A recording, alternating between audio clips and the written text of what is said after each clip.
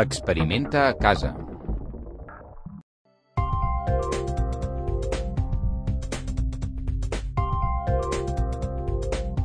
L'atracció electrostàtica entre les molècules d'aigua provoca la tensió superficial i s'origina gràcies a l'atracció entre l'hidrogen d'una molècula i l'oxigen d'una altra.